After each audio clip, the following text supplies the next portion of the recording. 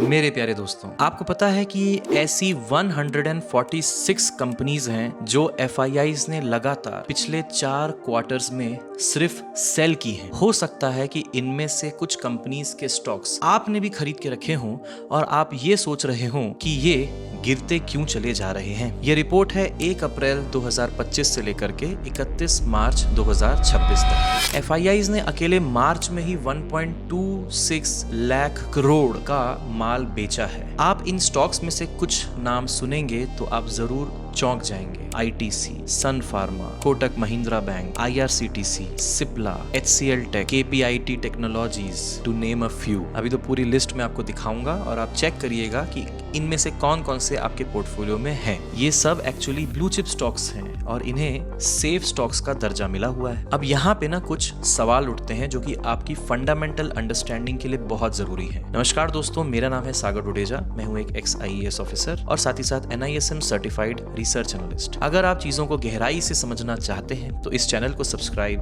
और इस वीडियो को लाइक कर सकते। कुछ सवाल हैं जो मेरे मन में भी हैं और आपके मन में भी हैं। आइए उनका सबका जवाब ढूंढते हैं। पहला सवाल, क्या FIIs ऐसा कुछ जानते हैं जो आप और हम नहीं जानते, जो वो लगातार कुछ स्टॉक्स हैं जो बेचे ही जा रहे हैं? दूसरा, क्या FIIs का बेचना हमेशा एक वार्निंग साइन होती है या कभी कभी ये एक अपॉर्चुनिटी को भी दर्शाती है? तीसरा, IT सेक्टर में लगातार FIIs की सेलिंग, क्या ये एक स्ट्रक्चरल चेंज दर्शाती है या फिर एक टेम्पररी चेंज है? चौथा, हमारी बैंक्स तो फंडामेंटली अच्छी हैं, नॉन परफॉर्मिंग एसेट्स 2.5% से कम है, फिर भी हमारी बैंक्स में FIIs का सेलिंग प्रेशर क्यों दिखाई पड़ रहा है? पांचवा, एक ऐसा सवाल जो कोई नहीं पूछ रहा है, क्या पता FIIs भी गलत डिसीजन ले रहे हों? तो आप कैसे डिसाइड करेंगे कि आपको उन स्टॉक्स को रखना चाहिए FIIs के बेचने के बावजूद भी, या फिर उन्हें आपको भी सेल कर देना चाहिए जिस प्रकार FIIs कर रहे हैं? और छठा सवाल है कि अगर 2027 तक निफ्टी 28,000 से 31,000 की रेंज टच कर देता है तो आज हमें एग्जैक्टली उसका फायदा उठाने के लिए क्या करना चाहिए? दोस्तों, इस सारे सवालों के जवाब आपको इसी वीडियो में मिलेंगे। मैं हफ्ते में 1 या 2 वीडियो बनाता हूं, लेकिन बहुत ही जबरदस्त रिसर्च के साथ। देखिए, 2020 से 2024 तक के FIIs इंडिया के सबसे बड़े फैन थे। FIIs ने बिलियंस ऑफ डॉलर्स लगाए इंडिया की ग्रोथ स्टोरी को समझते हुए।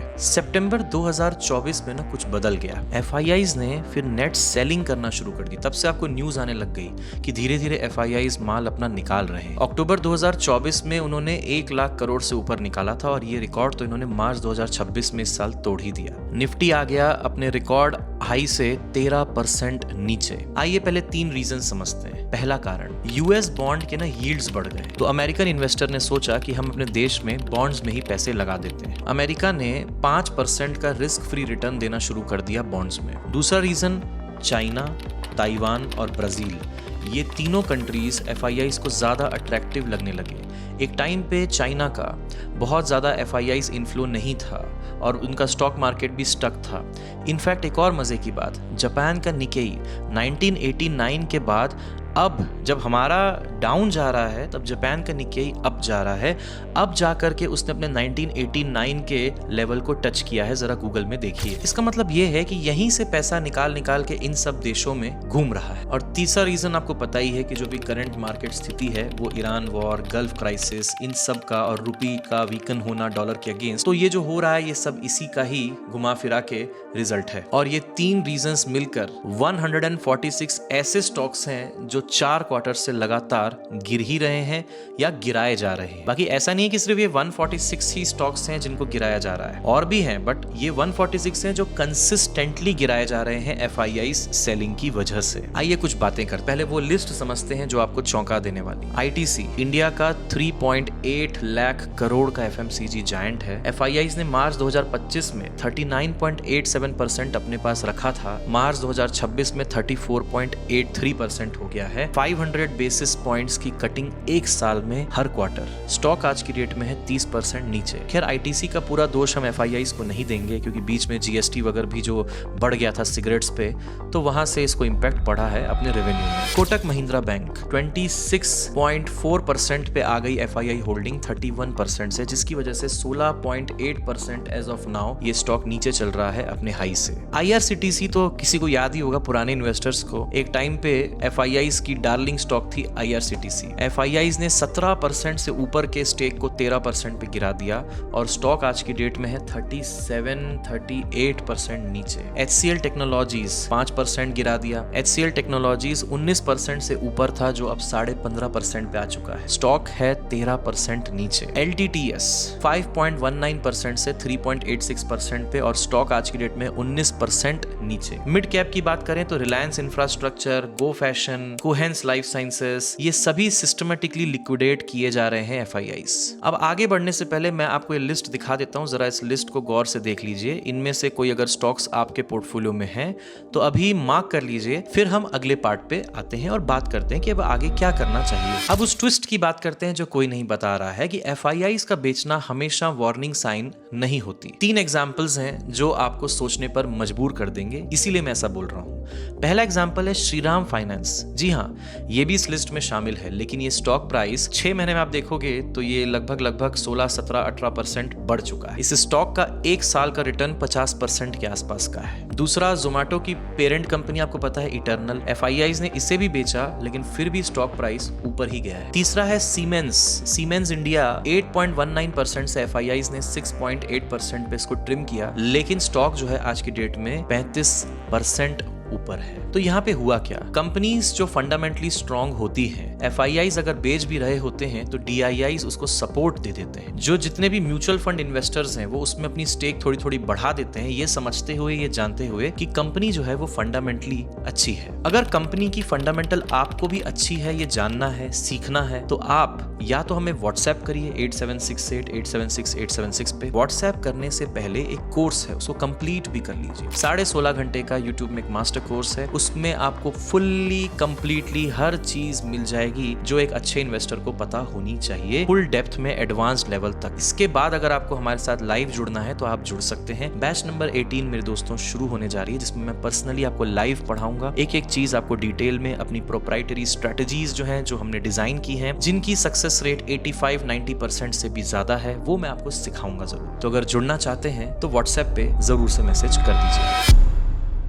अब जब FIIs बेचते हैं तो आपको क्या सोचना है? पहले ये सवाल नंबर 1 है कि FIIs बेच क्यों रहे हैं? कारण क्या जियोपॉलिटिकल है, जैसे कि गल्फ क्राइसिस है, US बॉन्ड यील्ड्स हैं, डॉलर का स्ट्रेंथन होना है, क्या ये कारण है? तो ऐसे में दोस्तों FIIs की जो सेलिंग है वो टेम्पररी होती है, ऐसा पहले भी बहुत बार हुआ है। दूसरा, स्ट्रक्चरल रीजन हो सकता है कि जैसे AI डिसरप्शन हो रहा है, IT सेक्टर में बिजनेस मॉडल्स जो हैं वो फेल हो रहे हैं, प्रोमोटर्स फ्रॉड कर दिए अगर, तो FII की सेलिंग आप फॉलो कर सकते, क्योंकि यहाँ पे बिजनेस मॉडल ही फेल कर जा रहा है। जैसे फॉर एग्जांपल KPIT है, तो KPIT में FIIs क्यों बेच रहे हैं? देखिए, AI और EV का स्लो डाउन हमें देखने को मिल रहा है। EV का इंफ्रास्ट्रक्चर उतनी तेजी से बढ़ नहीं रहा है भारत में जितना तेजी से इनिशियली एक्सपेक्ट किया गया था। आज भी आप अपनी EV गाड़ी लेकर के आप कॉन्फिडेंटली दूर दराज के इलाकों में नहीं जा पाते। तो बेसिकली ये एक स्ट्रक्चरल कंसर्न है पूरे देश भर को लेकर के। श्रीराम फाइनेंस की अगर बात करें तो FIIs के बेचने के बाद DIIs को ये लगा कि ये मौका है, स्ट्रक्चरली स्ट्रांग है, इन्वेस्टर्स जितने भी हैं सब इंडियन है। श्रीराम के जो FD आप सुने होंगे, श्रीराम के FDs का रिटर्न थोड़ा ठीक ठाक रहता है। तो ये जो NBFC का बिजनेस होता है ये डोमेस्टिक होता है, इसमें DIIs का भरोसा ज्यादा होता है, बिकॉज डोमेस्टिक इंस्टीट्यूशनल इन्वेस्टर्स। आपको रेड फ्लैग कहां पे देखना है? रेड फ्लैग वहां पे देखना है कि क्या FIIs के बेचने के साथ क्या DIIs भी बेचते जा रहे हैं। अगर ऐसा हो रहा है तो ये एक बहुत ही इंपॉर्टेंट स्ट्रक्चरल कंसर्न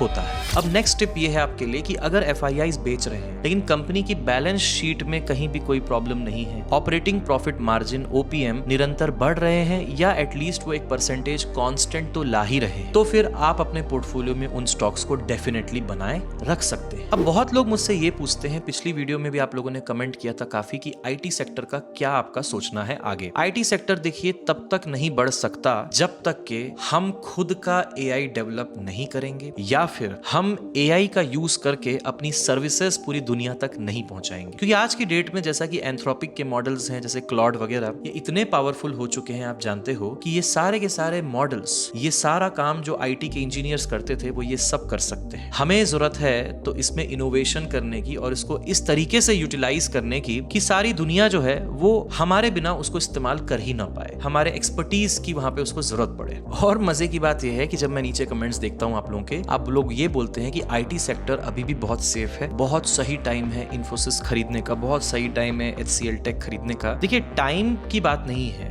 ये अभी के रिस्पेक्ट में वैल्यूएशन नहीं सोचता है, मार्केट हमेशा फ्यूचर को सोचता है। तो आपको भी फ्यूचर के रिस्पेक्ट में सोचना है कि हम किस ओर जा रहे हैं। अगर हम सही दिशा की तरफ जा रहे हैं तो डेफिनेटली ये मौका है, लेकिन अगर हम दिशा हमारी गड़बड़ है, हम दिशाहीन है, तो ऐसे में अभी जो है वो कोई मौका नहीं है, वो धोखा ही। तो अब आपको ये सोचना है अपने एंड से, ये कोई इन्वेस्टमेंट एडवाइस नहीं है आपके लिए, आपको खुद से सोचना है कि आपको क्या लगता है। देखिए, किसी कंपनी का कोई रिजल्ट आने वाला होता है तो क्या होता है, पहले ही मार्केट का प्रेडिक्शन होता है और पहले ही वो स्टॉक बढ़ चुका रहता है, पहले से ही आपको वो स्टॉक कभी कभी अपर सर्किट लगाते हुए दिखने लग जाए, आपको समझ नहीं आता कि हुआ क्या। लेकिन जो जानकार लोग हैं वो पहले से ही उसमें एंट्री ले चुके होते हैं। इसी तरीके से जो जानकार लोग हैं पहले से ही उससे एग्जिट भी कर चुके होते हैं। जब जानकार लोगों को फॉलो करते हो एंट्री लेते समय, तो एग्जिट लेते समय जानकार लोगों को क्यों नहीं फॉलो कर पाते। अब एक ऐसे नंबर की बात करते हैं लास्ट में जो आपको होप देता है। ओमनी साइंस कैपिटल का एनालिसिस है, बहुत तगड़ा एनालिसिस है वैसे, कि निफ्टी 50 का जो EPS है, अर्निंग्स पर शेयर, FY27 में 1280 से 1320 रुपए रहेगा और P जो रहेगा वो 22 से 24x पे रहेगा। यानी कि निफ्टी जो होगा ना वो इस कैलकुलेशन के हिसाब से 28,000 से 31,000 की रेंज में आ जाएगा बाय मार्च 2027। और अभी निफ्टी जो है वो 23 से 24,000 के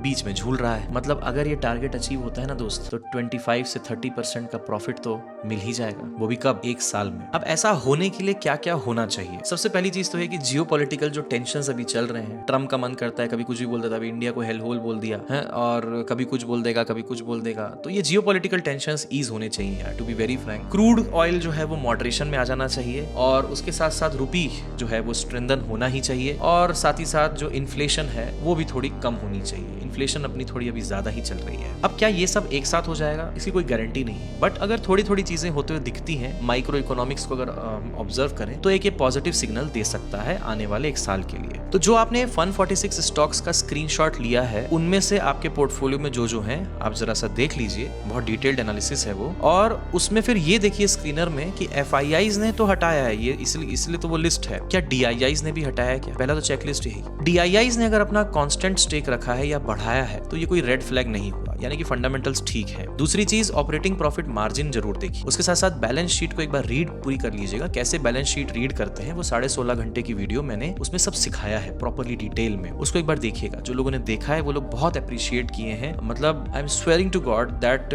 basically video is mind blowing. मैं भी जब खुद देखता हूँ आई कांट बिलीव कि यार कितना मस्त कंटेंट बनाया यार मैंने। 2 महीने तक मैंने सिर्फ उसको लिखा है, स्क्रिप्टिंग की, तब जाके वो कंटेंट डिलीवर किया है। तो आई होप इससे आपको काफी जानकारी मिली होगी, समझ में आया होगा। जब भी स्टॉक्स को खरीदते हैं तो क्या पैटर्न देखने हैं ये भी आपको समझ में आया होगा। Thank you so much everybody for watching. इस वीडियो को लाइक, चैनल को सब्सक्राइब और साथ ही साथ इस वीडियो को उन दोस्तों के साथ शेयर कर लीजिएगा जो मार्केट में रेगुलरली इन्वेस्ट करते हैं। Thank you so much. This is Sagar Dodeja signing off. See you in the next one. जय हिंद।